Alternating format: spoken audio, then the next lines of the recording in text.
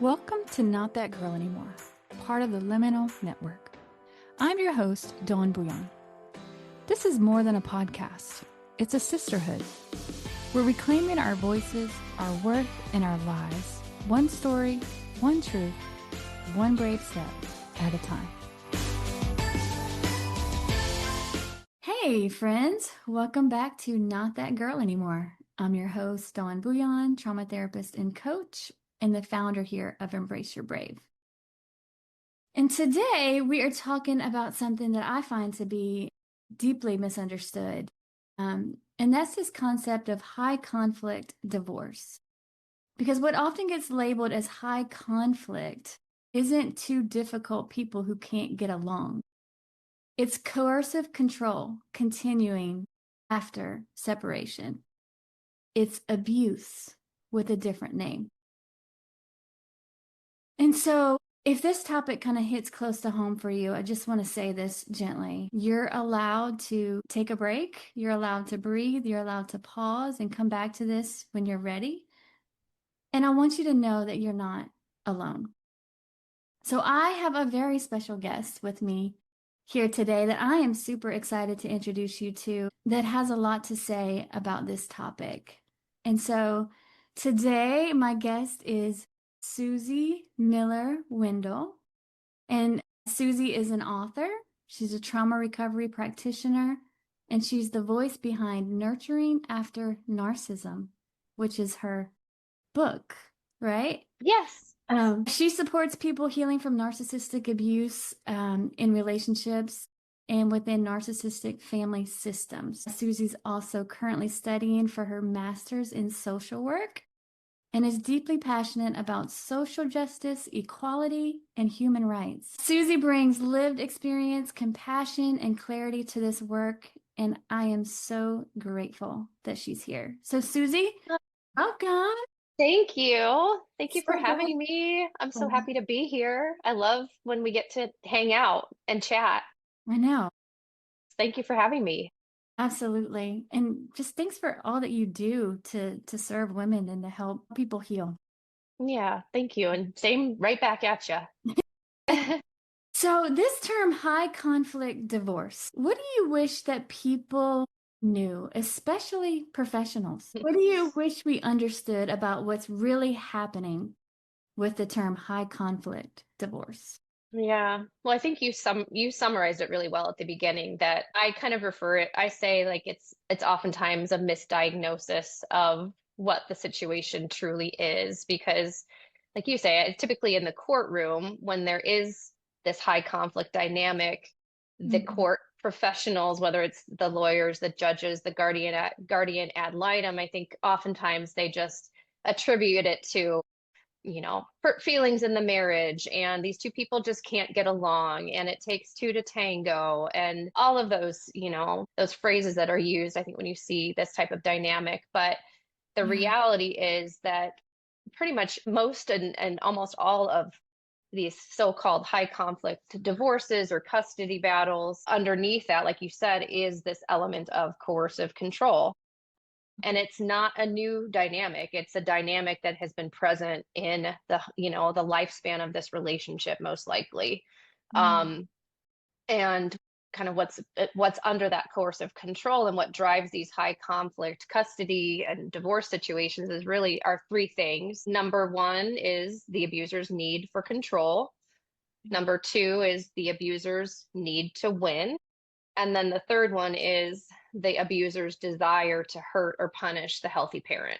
So it's all three of those things that are like in the mindset of the abusive person that drive them to do anything and everything they can to win, to win that custody battle or win that divorce and whatever winning looks like for them. So, yeah.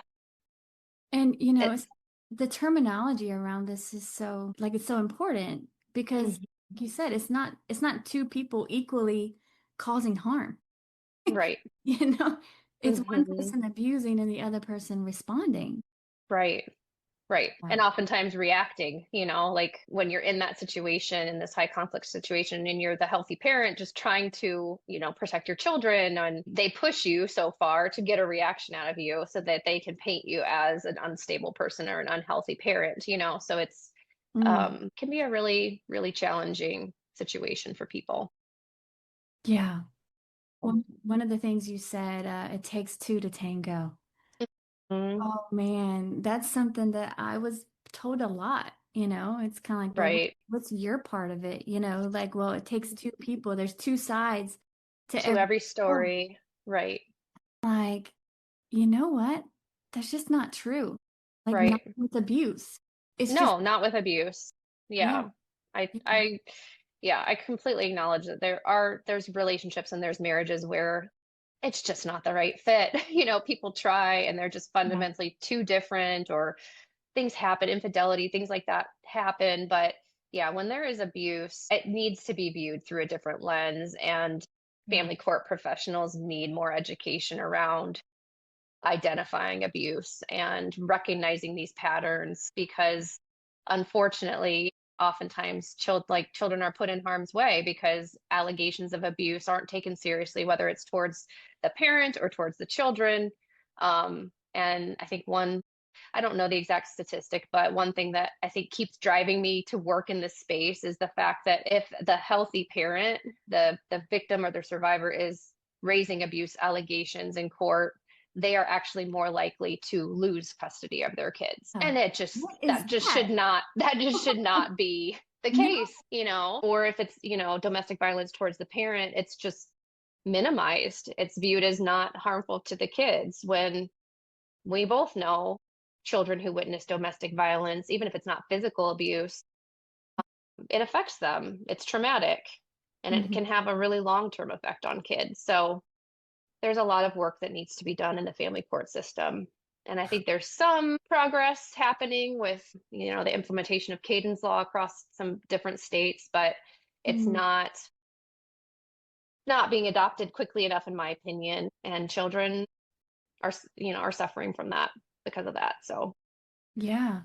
yeah. And I think it's so important for like professionals, therapists, and all of that to kind of be educated on this, because if we're trying to help someone through this and Hmm. and we don't know the language to use, or we can push them into further harm. For sure. Especially Yeah. in the legal system. Like the legal system, I have been blown away at how it is set up to protect the abuser Yeah. and Yeah. to harm the victim. Yeah. It gets my blood pressure going. I Me think too. I it's feel it. I feel it when right I hear, now. yeah, when I hear some of these stories from some of the women I work with, it's one of those things that I can feel like the temperature rising in my body. Like it's just so wrong, the things that Yeah. happen. And I think that's just like my sign to lean in more, like, Yeah. and try to have an impact, whether it's working with somebody who's going through it or advocating for change in the court system. That's where I Mhm. plan on spending my time in the next, in the foreseeable future. Wow, that's awesome. And Yeah. we need that. And I'm right there. Yeah.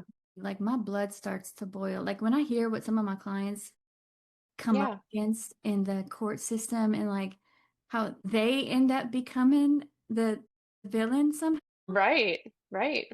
when all they're doing is like they're traumatized by the situation Hmm. and they're just trying to do what's best for their kids. But the court system wants to do what's fair the parent instead of look out for what's in the best interest of the children. Right. It's so Right. disheartening, Yeah. It really is. There can be change at some point, but I think it's going to be a long game for that But to you know happen. what? It starts right here, right now. Like have Yeah. these conversations, because people just aren't taught. You don't know something that you don't know. And when Right. you know something different, you can also think different, do different. And that's what I'm Hmm. hoping that we're kind of doing here, is changing the conversation so that we see things differently and we offer a different way of viewing things. And so Yeah. yeah, it is disheartening. And at the same time, it's like, what the hell? Like, okay, so let's do something about it. Yeah. Let's, What can we do? yeah, let's fight. How do we Right. fight for justice? Um, and I know Yes. you and I both kind of have that advocacy piece of Hmm. it's just like, no, I'm not going to turn a blind eye to what's happening, Right. you know, Right. and let people suffer in silence and alone. Let's do something, Yeah. Let's at least bring awareness that this is what's happening. For Like, sure. Yeah, for sure. And I do think there's more. I think there's a little movement building, I think, with it. More and yeah. more people becoming advocates or getting educated and trying to influence some change. So Hmm. hopefully, slowly but surely we'll get there and these things will be taken seriously. One day at a time, right? Yes. Yeah, We'll do our exactly. we'll do our part, right? Yep, for sure. So let's talk about separation abuse. Hmm. Because a lot Yeah, of times survivors think leaving this is going to bring peace, but what it does is it escalates. right. What is it? What is it happens with that with narcissistic situations? What's your thoughts on that? Yeah, it is really common for abuse to escalate in the months, sometimes years after a survivor leaves an abusive relationship. So, Mhm. yeah, you're right that a lot of people get through that relationship. There's so much it takes to just leave the relationship. And I remember feeling this way too, like breathing this sigh of relief that finally, I'm out of that situation. I can breathe again. I just have to go through the divorce process, or I just have to get through the, kind of check off these boxes, not realizing that separation triggers a lot of things in the narcissistic personality or somebody who is coercively controlling because they're losing that sense of control. Narcissists thrive on having this outward image that is successful at whether it's work or relationships or as a parent. So Mm, when their partner leaves them, then it completely tarnishes that reputation or that view that they think people have of them. And then there's that, like I said, just that underlying control piece. And that's where the custody, battles can just get really ugly where they want to win. They want to have majority custody or at least 50-50. So they can mm, make life really difficult if the survivor's digging in their heels on that. So the post separation abuse, I tell people a lot of times, and I don't do this to discourage people from leaving, but it's something they have to think about before they make that decision that it mm, most likely will get worse before it gets better. And you have to be prepared for that because like mhm. mentally it's when you see that person like trying to ruin you and devastate your life, it's like, what the heck is happening? We share children, we've done all these things, and Mhm. now this. So it's it's good to be mentally prepared. Yeah. Get your ducks in a row for that. Make sure you have the right attorney who understands abuse dynamics. Mm, Start putting your story together because if you do go into the courtroom with just examples of isolated incidents and you aren't able to really convey there's a history here of control and a history of abuse, it's likely that it won't be taken seriously, or it will be minimized. So oh, yeah, unfortunately for a lot of people it gets worse before it gets better. But that's where you just have to learn to manage that relationship as best you can. So I'm sure we'll get into that too. But I mean, I find that sometimes it even gets worse than it ever was in the relationship. Like you see yeah, nasty, yeah. evilest It people just come takes, out. yeah, like it takes a different form, if there was a lot of physical abuse in the relationship and now that you're not living under the same roof, that is minimized, that's not happening any longer. Yeah. Then that emotional abuse, verbal abuse, manipulation, trying to control, Mm, parenting time or manipulating those situations, all of that can really ramp up. And it yeah. feels, I don't know, for me, I felt like that post separation abuse was more damaging than the abuse that I experienced in the marriage. Yeah. I think because they target you as a parent in most cases and your ability to be a good parent when you're going through these high conflict divorces. And that is like the most devastating. Yeah. Um, Which I think, now that you mentioned that, I think one of the really super important pieces of this is your own personal healing.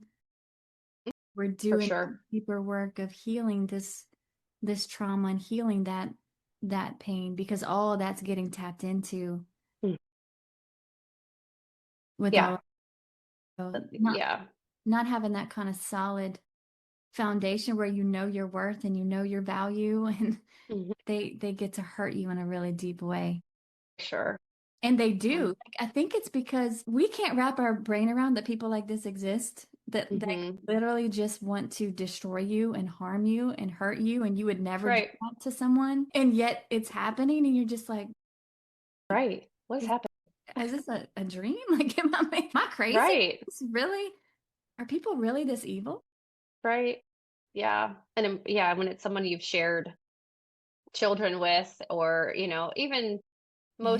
most relationships, even when there's abuse, there were good moments too. It wasn't always bad all the time. So it's like you Yeah. have shared some good moments with this person. So how can they possibly do that? And how can they not see? I think this is what like blows my mind the most is how Yeah. can they not see that by harming the the healthy parent that they are harming the children? Because if you're disrupting that person's life, their foundation, they're tearing them down as a person, they're not going to be able to show up as that stable parent for Yeah. their kid unless they're getting, like getting the support, getting the therapy, like Yeah. having help finding a way out of that. That's what I think what disturbs me the most about it is being so blinded by that need to control, to win, to hurt that person that you don't see that that's hurting the kids. I Yeah. hate I hate that And part about it. I do too. And to see them even use the kids to Right. hurt you, Right. hurt Right. kids in the midst of trying to hurt you. Yeah. There's just such a disconnect of actually like caring about the Hmm. kids. Right. It's one thing for them to do that to us, it's another thing for it to impact our kids. That's like Yeah. next. That's So, like hell no. I know you did. Yeah. yeah, the mama bear The is, mama bear can come out. yes, most definitely. So that's kind of another good thing to shift into is the co-parenting. Air quotes. I love the air quotes. For people who are Co-parent. just listening, co-parenting has to be in air quotes in this conversation. Yeah, yes. Yeah. And why that's kind of impossible with Hmm. a narcissist. So tell us more about that. Well, I think to sum it up, I would say, because trying to co-parent with someone who's abusive or narcissistic just continues to put you in harm's way, and you can't continue to put yourself in harm's way if you want to show up as the safe and stable parent for your kids. Right. So that's where you have to adopt a different approach, and that's parallel parenting. So Okay. I think now, this wasn't a thing back when I got divorced, but I think parallel parenting actually is in some of these cases being like written into parenting agreements that the parents are only to communicate when it is a topic that's directly affecting the children, the health and well-being, education, activities, like those key topics. But otherwise, each parent, you know, has their own home, they have their own rules in their own home.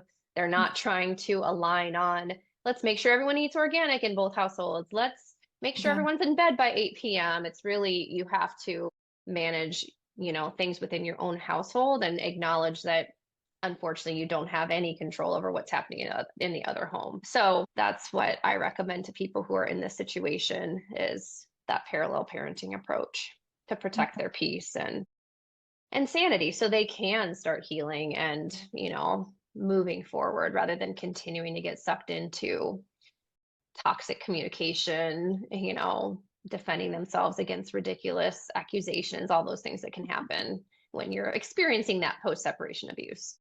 So, Yeah. Yeah. I think this is a really important thing for people to know, to learn about, because many have hmm probably tried to co-parent and are hmm just like keep hitting a brick wall. And this is kind of another way. Like in a hmm healthier divorce situation, yeah, maybe you could do that. right, for We sure. could like try to create some safety for the kids and everybody. hmm Consistency, Yeah, but that's not right, the case in a narcissistic abuse situation. right. And so we kind of have to find a different way that keeps you safe, the kids safe, hmm and create that, the separation of that. It sounds like Yeah. you're saying with parallel parenting, it's kind of like when you have the kids, then they are kind of under you and you decide what that looks like, but you don't really get to say what happens when they're with people. Right. The other Right. parent. Yeah. Yeah. And the communication is between you and the other parent is very limited and it's very businesslike, So at least what's coming from your side needs to be businesslike Yeah. because narcissists thrive on getting reactions and knowing they can still control some element of your life, whether it's your time with the kids or your emotional state. Yeah. So it's important that in that, parallel parenting scenario, that the communication is very brief, business-like. It's called gray rock communication style. People who are experiencing this, if you started researching down the path, you've probably come across gray rock. Right. Or I think it's sometimes referred to as yellow rock too. Like if you're actually in a court battle, yellow rock is a little more like friendly seeming. So you don't come across as being uncooperative or cold or whatever. But once you're kind of through that, then it turns into, not giving your energy and responses to harmful communication or things from your ex that don't have to do with the kids. If they are accusing you and you feel like you have to defend yourself, then it's a very short, no, that's not true, and you move on. And I will not respond to any more messages on this topic, so it's just very like almost robotic and business-like that you have to become because Yeah. you can't continue to fuel that fire for them. They need to find another Mhm. source of supply for themselves. Right. Yeah. This is about keeping your own sanity and Hmm. protecting your peace so that you can care for your kids. Right. So Right. you're And not. heal, and Yeah. heal. Like I think that was something that I learned looking back.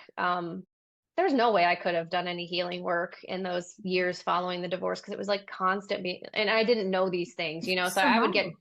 right. I would get caught up in these communications and I'd get all fired up and my nervous system was all out of whack. And it's so hard to heal when you're constantly in that cycle. Like you have to get out of it because that cycle that is present in abusive relationships, that's what continues through this Yeah. post-separation abuse. It's a constant cycle, and you have to try to break out of that as best as you can. Yeah.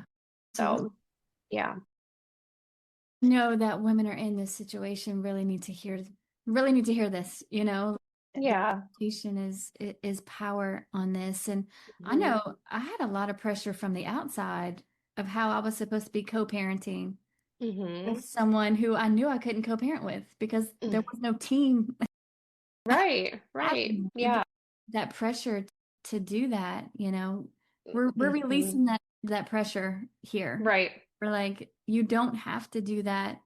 And that's not really good for you or your kids.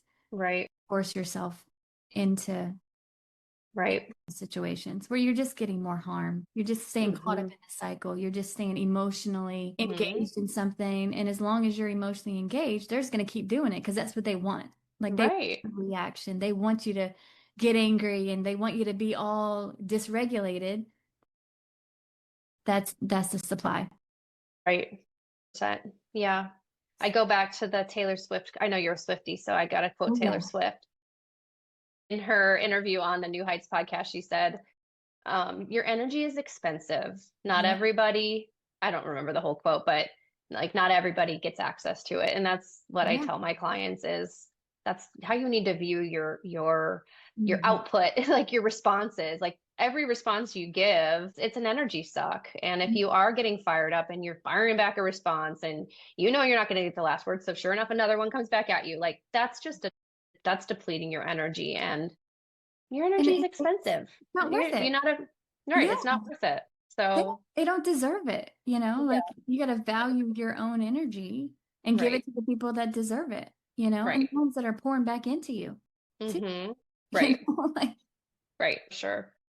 and I find that's just part of healing, it's part of recovery, it's part of realizing actually I get to decide where I expend my energy, Mm-hmm. emotion, and all of that, and not everyone Right, deserves that, especially right, other people. So right. the less we give them access to that, the Mm, less it depletes us. And then we have absolutely. more to give to the people that actually need it. Like our, you know, Right. The people that care about us and yeah, the people that care. aren't trying to destroy us. Right. Yeah. The Hmm. life-giving relationship. Right. Right. Um, Yeah. Yeah. Man, so let's talk about kind of the impact on children and just family systems in general. Hmm. Abuse is present, even if it's Yeah. subtle. Like, talk about that a little bit. What is the impact? Well, that's a big topic. I know. It's the narcissistic family system is a very real thing. So that's something I educated myself a lot about, as I was writing my book, and had a few clients approach me who had grown up with a narcissistic parent, and I started learning about these different roles that narcissists create within the family system. So I think the three main ones are the golden child, which is the child that the narcissist kind of uses as their trophy, as an example of their stellar parenting, So it's the kid that excels in school and sports. Oftentimes they're an attractive kid, They're that example of their perfect parenting, and they're treated that way in the family. They're given, preferential treatment. They're given the gifts. They're given all these things because they're this shiny object that needs to be held up to that standard.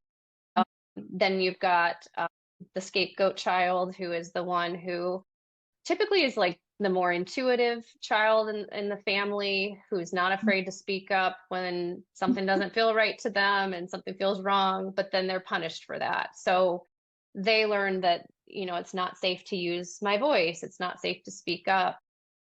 They're treated as less than. So, obviously that has an impact on just their self-worth and their self-esteem. So there's that scapegoat child. And then there's the lost child, who is the one that's kind of, neglected almost within the family, not given the attention, not given the resources. They're kind of almost an afterthought when it comes to like the kids within the family.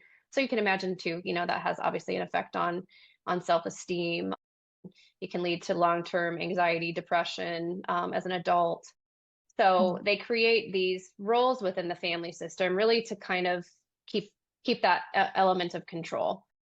If you've got one child that's treated as the golden child and another child that's treated as a scapegoat, those two kids most likely aren't going to have a really close relationship. If they did, they might gang up on the narcissist, or they might both call the narcissist out. So it's just that way of kind of keeping that dynamic. It's triangulation, within the family system. So people can't join forces and, kind Yeah. of revolt against the narcissist. So those roles themselves obviously have an immediate and a long-term impact on children. But then there's also tactics that narcissistic parents use. I go over these in my book. So I don't know if I think I've got 10 ways that narcissistic parents sabotage their children, and how to counteract those things when they're in your care. But a few that just come to mind are, they'll make kids feel unsafe unnecessarily. So, you Mm. know, if a child is 12 and they're perfectly capable of going to the park by themselves, they may say, no, you're not safe leaving the home without me, or just making kids feel like Mm. unsafe to the point where it kind of stifles their own growth and development, but it keeps them closer to the narcissist and more in the narcissist's control. Depending on them. Right, dependent, right, for sure. I'm going to refer to my book. I won't go through all 10 of them, but they kind of through this creation of the roles within the family system, they teach kids that emotional responses and feelings are bad. So when you think about the Mhm. scapegoated child, they're the one that's going to speak up and voice their opinions, and Yeah. then they're going to get punished for that. So they're themselves obviously learning my emotions, my feelings, my opinions aren't safe to give. But then also the other children in family, if you've got a golden child observing that and seeing, okay, well, my brother got bad grades. He just got like verbally destroyed for, 15 Mm. minutes by our dad. So I'm Yeah. definitely going to stay in line. I'm definitely going to keep my golden child status because I can't mess up, or this is going to happen to me. So they create those feelings that emotional responses are bad. They Mm. also create an environment where rage and shame are normal. We know in most abusive family dynamics, the abuser is oftentimes, a yeller, or they'll swear at the children or slam doors, or just like have that kind of intimidating presence, Mm. where the family ends up kind of, that becomes their normal. The children and the partner, if they're in the home, they grow accustomed to walking on eggshells. So can be another outcome. Yeah. And I'll see if there's any others. I think in general, narcissists will use similar tactics with their children that they used for you. So if they were gaslit you a lot, if Yeah. they told you you don't remember that right, or that's just not true, chances are they're going to do that with their children too. And they do things like adultify children. They, maybe expose them to things or topics that they're not ready for yet because of their own needs, their own, need for comfort or validation or whatever it might be. Yeah. So yeah, a lot of things can be happening, and it's just good for people to be aware of that if you do have a co-parent who is narcissistic, so that you can look for these signs in your kids of things that might be happening in the other house and kind of counteract those things when they're with you. Yeah. Yeah. Yeah. So important. I think that's a huge thing, is like they tend to try to turn siblings against each other, Hmm. family members Yeah. against each other as much as they can, and Right. so that it keeps them from coming against the actual person Right. that's the problem, you know? Right. For sure. That's so mind-blowing to me, you know? Yeah. And that's why I Right. think kids have to know how to protect themselves. Like Hmm. they've got to know like what's healthy, what's not healthy. Learn to set some boundaries if they can. Absolutely. That they're not responsible for their parents' emotions. Yeah, that's a big one. That's a really big one. Mm. Hmm. With the I definitely saw some of that happen in our family with the scapegoat, Hmm. it becomes the one that everyone kind of blames, Right. because when they speak up and call something out that's valid, then it Hmm. makes the abuser get riled up and blow Right. shit up or whatever. And then we're Right. jumping on the scapegoat because you're like, can't you just not say anything? Or Right. Stay quiet. Right. and they're like, but this is wrong. Their little Right. justice, part is like, but this is Yeah. wrong. That's not fair. This is not okay. Like we shouldn't be treated this way. And everyone Right. else is like, yeah, but like but don't. Don't don't upset the apple cart. It's better to stay quiet. And Yeah, yeah, and those situations just reinforce that. It's like it strengthens those roles, because again, that golden child who's afraid to speak up and lose that status within the family, they are going to stay quiet. They're going to feel so much safer in that role than their sibling who's speaking up.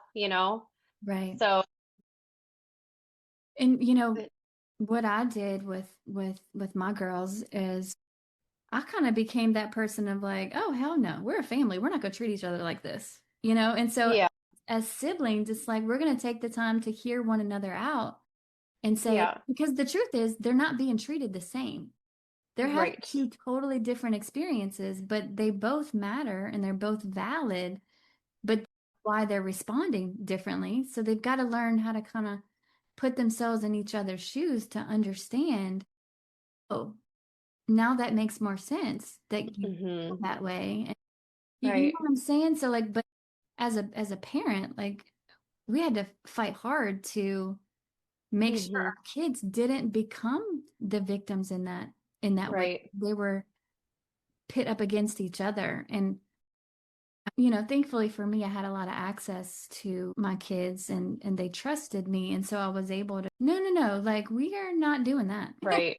Have Uh, those conversations and call it out. Yeah, yeah, for yeah. sure. But it's important that people that are going through this as parents, that we know to look out for that.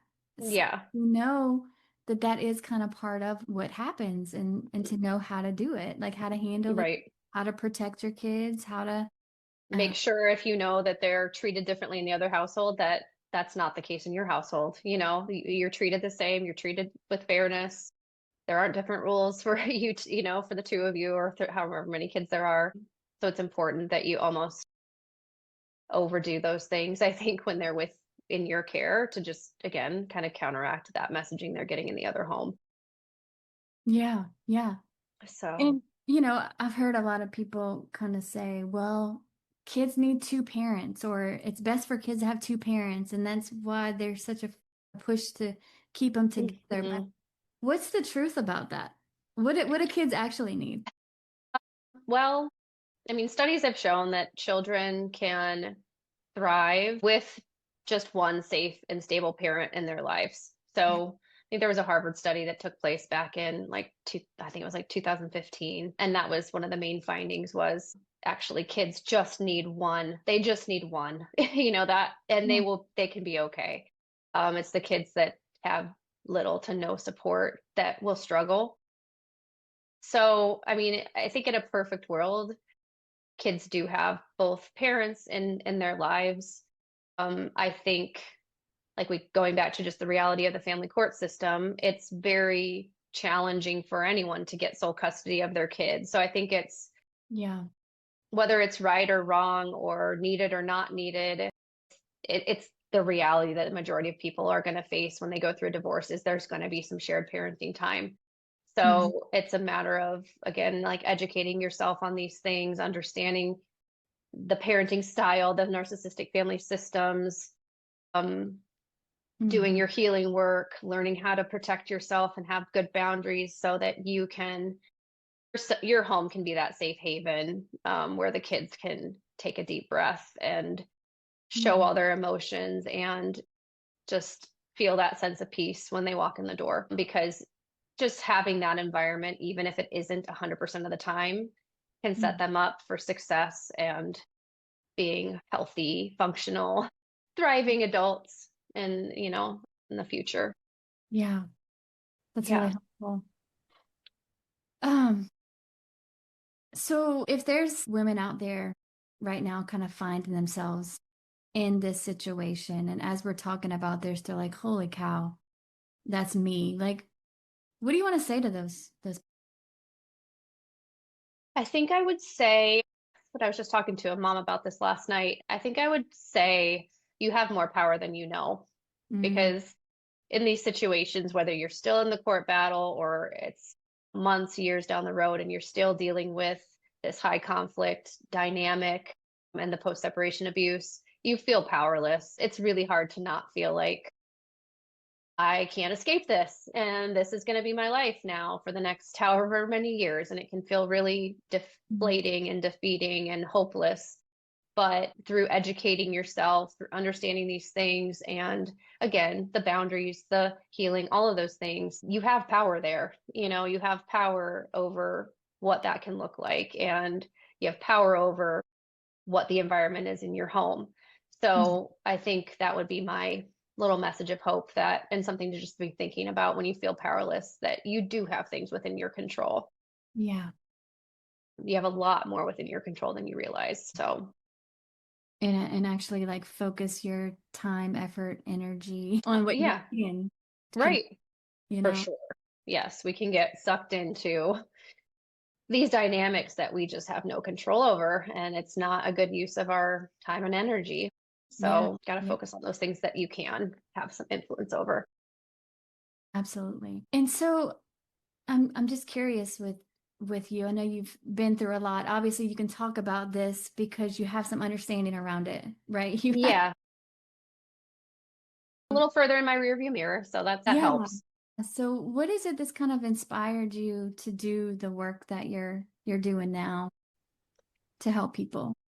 Obviously my own experience and being able to, when I left we've talked a little about this before, but when I left my long-term corporate job in 2020, I finally had some time to think about my experience. And you Mm, realize looking back by going through it, you educate yourself along the way and you learn things and you're like, wow, I wish I would have known this and I wish I would have known that. And I yeah. think just knowing that I had that knowledge and that there were people who are on the cusp of this situation that may have no idea like what's ahead of them, just being able to be a resource for people and be like a safe space for Mm, someone who's going through it keeps me in it and keeps me motivated. I think like we talked about just like hearing some of these injustices that happen within the family court system too.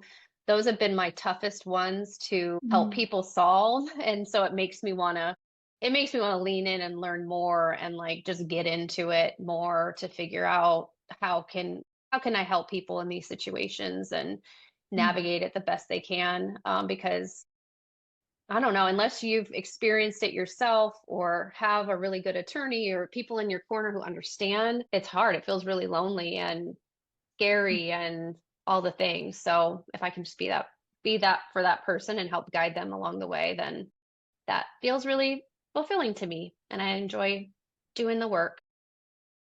Mhm. Yeah. That's awesome. I love Keeps that. me. I know. So, being the trauma therapist that I am, um, knowing that so much of your healing has been about really you reconnecting to that little girl, what do you think little Susie would say Mm. to you today? I can't believe you're doing this. I Like probably like the little Susie that was the type Yeah. A. I was kind of that like the golden child who never did wrong, who never spoke up, who never just fell in line with everything. Like this whole process for me and writing the book and sharing my story has definitely pushed me out of my comfort zone, and it's like tested that Mm. little girl inside of me who's been afraid to use her voice. So I think she would be like, whoa, I can't believe you're doing this. Wow. But she'd be proud. I think she'd be Yeah. proud. Yeah. So proud. Like, Yeah. so proud. But if you got to say something to little Susie, what would you want to say to her? Probably you're going to be okay because I think there's still that part, there's still that, we Mm. don't lose that little girl inside of us, right? So there's still that fear that comes tugging on my pant leg sometimes. And I think just like reminding myself, you'll be okay. You can weather, whatever storms come ahead and just keep going and keep doing the work. Yeah. So, Yeah. yeah. And you matter and Yeah. and we're in this thing together, right? Yeah. Right. Yeah. I got you. I got you. I got Yeah. I got you. Yeah. Um, so the name of our podcast is Not That Girl Anymore. What does that mean to you, Susie? I think it kind of goes back to what I just said. Like, I'm not that little girl anymore who stays silent to stay safe, whether it's doing my work or Mm, speaking up about something that happened in politics that I'm not happy about, or whatever it might be, or just advocating for myself. It's not like it's become easy for me, but I think I've gotten to the point, maybe it's middle age, maybe it's just life and getting tired of not using my voice, but I yeah. feel like there's something within me now that won't allow me to stay quiet. It's like, no, it's coming out. So hopefully you can say it tactfully this time. Here it comes. I just feel like I can't hold back as much as I used to be able to keep the peace or to keep myself safe or whatever. I'm like, I just That's it. can't. But we're not that girl anymore. Not that girl anymore. No, Watch out. not that girl Oh, anymore. So yeah. tell us, last question, Susie. What are you excited about now? What am I excited about now? I mean, I'm excited about a lot of things. I think just seeing where life takes me. I still, like you mentioned, I'm about halfway through my master's in social work. I still plan on I work primarily with women, and I plan on continuing to work primarily with women. I'm not opposed to, working with male clients, but I just relate the best to women. I am one. Yeah. So, I know I want to continue that work, but I don't know, just kind of curious where my work will take me over the next 10, 15 years, however long I'm still going at this. Yeah. So that part is exciting to me. I mean, I meet new people like you Hmm. who, you connect with new people. You never know where connections will take you, what new ideas might come. So I think it's just like kind of that unknown of what life will look like in 4 or 5 years. That gets me excited. Yeah. I'm so excited for you. Thank you. I'm excited for you too. You. Hard work, but it's fun. Well, and it's worth it. You meet some amazing people. Yeah. Yeah. So, yeah. So Susie, tell everybody where they can find you.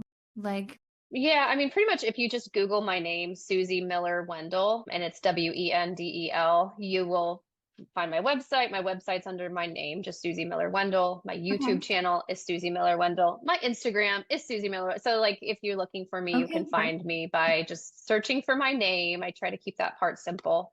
Yeah. But I do have my main platform just for like getting my like the education out there and just talking is YouTube. So if someone is looking for any type of educational content around abuse or anything like that, you can find me over there with just by typing in my name. Okay. And you can find my book on Amazon if you're interested, if anyone's interested in that. I'm working on some other projects. Yeah. Follow me. There might be some more things coming early next year. Yeah. Yeah. I want you to tell us a little bit more about your book because I just realized you have. Yeah. Yeah, no, that's fine.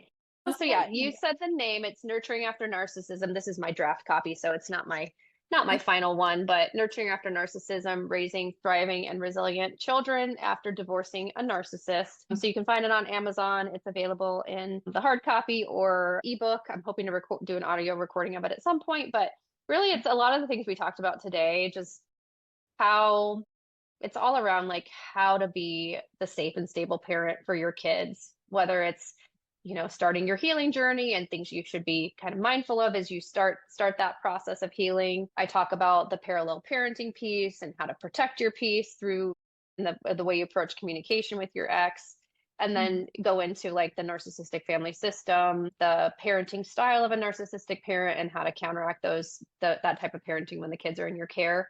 Those are the main things that are in the book. But it's all around like how do you create that safe haven for your Mhm. kids so that they have that safe and stable person in their life that they need. Whew, So so good and so needed. Uh, yeah, it is. There's too many people unfortunately going through this. I know. So I know. yeah. But look at what you're doing to Hmm. change that. Thank you for the work that you do to see women, to love women, to help women heal and take back their life. You know, Yeah. Right. it's amazing because, you know, from your story and from what you're doing, you're kind of like, well, it's not just enough for me to do that. I want to give that away. Right. You know, Yeah. I, Right. I love that. I love that about you, and I'm with you in that. I know you are. I'm healing, but I'm bringing as many women with me as I can. The world needs us, right? And our Yeah. kids need us. Yeah, Moms have a lot of power, women have a lot of power. we do. So we've got to be at our best and feeling the best we can. Yes. And So I believe you heal women, you heal the world. yeah. Women are going to heal people around them and Yeah. bring, That nurturing, yeah, right? That yeah, nurturing approach that we have. yeah. So it's It's important. beautiful. So if you guys need what Susie offers, please reach out to her. If you can relate to her story and you want specific help around high conflict, coercive control situations, like Susie is your girl. Yeah. And I do offer a free 30-minute discovery call. So if there is anybody out there who is interested in chatting, that you can find that on my website. You can find it on my YouTube channel. I've got a link there, Instagram, pretty much all of my platforms. You'll be able to find that free 30-minute consultation. I just was talking with a mom last night and we talked for I think an hour and a half. So I say 30 minutes, but I'm there for like I want to hear your story and I want to hear what's going on and let people ask me questions that they have. So that's there if somebody's interested in just dipping their toe in, seeing what it'd be like to work with me. So Yeah, absolutely. So thank you so much for just being here with us today, Susie. thank you. Thank you for this conversation. And if this conversation has stirred something in you, just know that you're not alone. You matter. Your story matters. Your pain matters. Your dreams matter. And you're not that girl anymore. Darn right. Hey, friend, just a quick note. I am a licensed therapist, but this podcast isn't therapy. It's not meant to diagnose or treat anything. It's here to offer you support, encouragement, and real conversation. If you're struggling, please reach out to a trusted professional. You are not alone, and you are so worthy of healing. Even if your voice shakes, keep using it. Your healing matters. If you're ready to go deeper, you can book a session by clicking the link in the show notes or visiting our website, embraceyourbrave.org, to learn more about our therapy and trauma-informed coaching options. Let's explore how we can walk this journey together. You are not alone. Embrace your brave, sis. You're not that girl anymore.